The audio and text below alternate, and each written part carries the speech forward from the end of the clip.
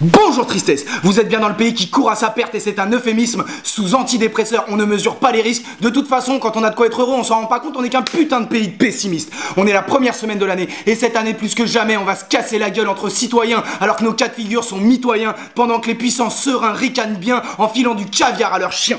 Ça, c'est une espèce de petite liste de vœux pour 2017, d'accord? Alors déjà, 2017, hein, on veut une vraie justice, là. Pas une justice qui baltringue devant les puissants comme Sarkozy devant Poutine. Vous avez vu ça? Moi, ça m'a fait mon Noël, ça. Hein, l'histoire là de Sarkozy qui a voulu expliquer la vie à Poutine. Poutine, il lui a mis un coup de pression. Sarkozy, il était comme ça. Bon, qu'on m'amène ma coke, je vais faire mon discours.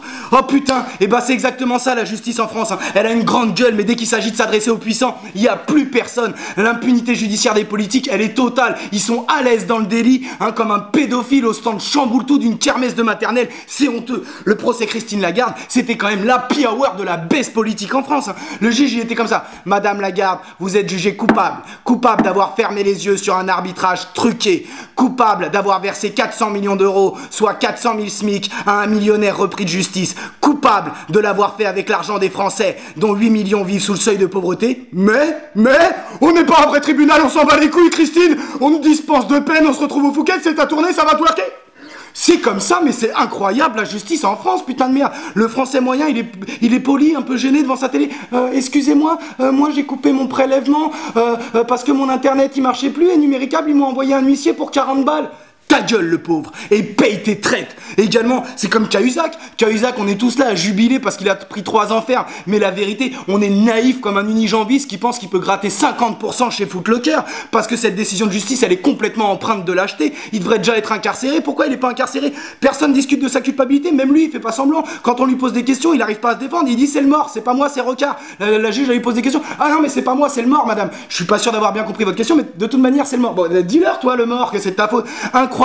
Donc, et il les prend 3 ans, mais il n'est pas incarcéré. Inexplicable. Enfin si, explicable, parce que comme ça, d'ici l'appel, les Français, ils vont oublier que le mec, il était ministre du budget, chargé de la lutte contre l'évasion fiscale, d'accord, et qui demandait, avec du champagne dans la voix, aux Français les plus pauvres de rajouter des trous à leur ceinture.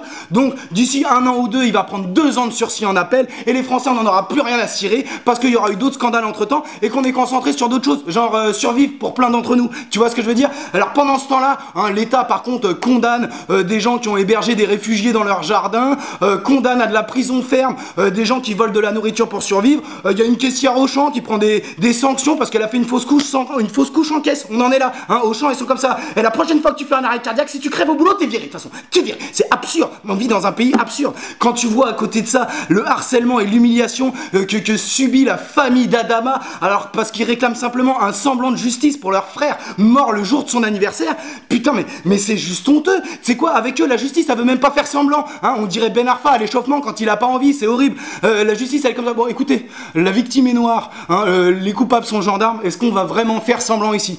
Alors oui, alors comment ça? Oui, les gendarmes ont changé de version 1000 fois, la version officielle n'est absolument pas crédible, mais messieurs les noirs, taisez-vous, vous n'avez pas compris, vous aurez la parole que le jour de votre mort dans ce pays? Non? Ah, vous avez pas compris? Ah, vous redites un mot? Outrage, outrage, rébellion, procès, mandat de dépôt, prison ferme. Mais voilà, c'est ça la vie.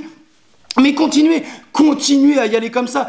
Vous savez quoi? La justice, à la base, c'est un outil d'égalité, d'accord, et de pacification sociale. Continuez à l'utiliser pour diviser, c'est parfait. Alors également, cette année, c'est une année électorale, donc autant vous dire qu'on va plonger dans le fond du dégueu du racisme, hein. Notre pays, là, pendant toute l'année, il va ressembler au shot de Depardieu un lendemain de réveillon. Ça va être dégueulasse. Alors en ce moment, celui-là qui se fait tabasser, c'est Payon, parce qu'il a comparé la stigmatisation des musulmans actuels à celle qui avait lieu sous Vichy. Bon, c'est pas du tout rigoureux intellectuellement, c'est complètement con, d'accord, comme comparaison. Maintenant, je veux bien qu'on me dise, depuis cette époque-là, quelle population religieuse a autant été stigmatisée, a autant été insultée par les médias et par les politiques, et a autant servi d'accoudoir électoral. Je sais pas si vous avez suivi les affaires d'Ali Juppé, où on met Juppé comme ça, avec une barbe, ou de Farid Fillon. Donc maintenant, c'est ça, on appose un prénom musulman à un homme politique, et ça le discrédite, d'accord, parce qu'il connaît des musulmans. Alors je veux bien, hein, que la situation soit pas comparable.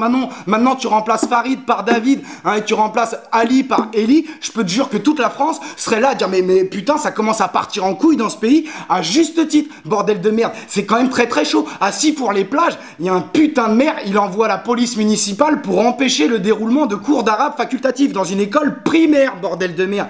Eh, les racistes, mettez-vous un truc dans le crâne avec les musulmans. Ils sont 5 à 10 millions en France, d'accord, hein, pour l'immense majorité d'entre eux, ils sont très heureux de vivre là. Et tu sais quoi, le jour où ils vont se lever contre la France et qu'ils vont la détester, encore une fois, ils sont 5 à 10 millions, mon pote, ça pourra pas t'échapper, bordel de merde, ça ne pourra pas t'échapper. Donc après, je peux comprendre que quand on t'insulte toute la journée, que ce soit les politiques qui te représentent ou les médias, t'as pas forcément envie de faire des galipettes quand tu passes devant la mairie, hein. Et les racistes, comprenez quelque chose, d'accord, vous ressemblez plus même à un réfugié musulman qu'aux hommes politiques qui prétendent vous représenter, hein. Les musulmans et les gens qui vous ressemblent pas en général, ils vous ont rien paumé et ils vous trahissent pas, bordel de merde. Je sais pas, les Français, comprenez en fait, hein, on est comme des M&M's, d'accord, on n'a pas la même couleur de peau, mais on se fait tous fourrer pareil, d'accord. Donc il s'agirait d'orienter nos forces vers ces enculés de politique une bonne fois pour toutes, si tu veux mon avis. Alors, donc cette année pour la politique, on voudrait enfin des listes citoyennes aussi. On n'en peut plus de leur gueule de vieux à tous. Je sais pas si vous avez vu Juppé là, pendant son débat avec Fillon, mais il bavait de vieillesse le mec, hein, t'avais envie de lui jeter un seau d'eau dans la bouche, mon pote. Tu faisais ça, t'avais assez de plâtre pour construire une terrasse. Son conseiller en communication, il était avec un pistolet à eau en essayant de viser sa bouche. Le mec, il est en train d'agoniser de sécheresse, il est trop vieux, putain. Et je regarde les trucs et tout, j'entends des choses en France en ce moment. Oh, Fillon, il est dynamique, il peut incarner la rupture et puis il est très honnête, très honnête. Eh, écoute, le mec, il a été Premier ministre pendant 5 ans.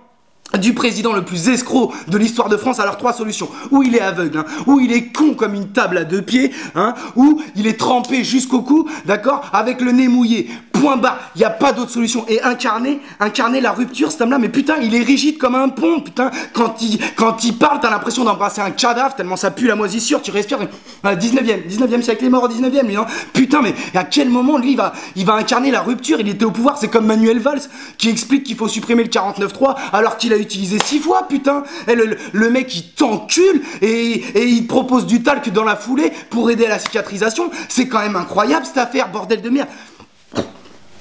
Je regarde les intentions de vote des Français, ça c'était bien dégueu. Je regarde les intentions de vote des Français. Je comprends pas ce qui se passe, j'ai l'impression d'être Mozart qui écoute du Joule. Fillon est favori, bordel de merde. Fillon, il veut remettre en question les principes fondateurs de la sécurité sociale et il veut vous faire travailler 48 heures, bordel de merde, 48 heures.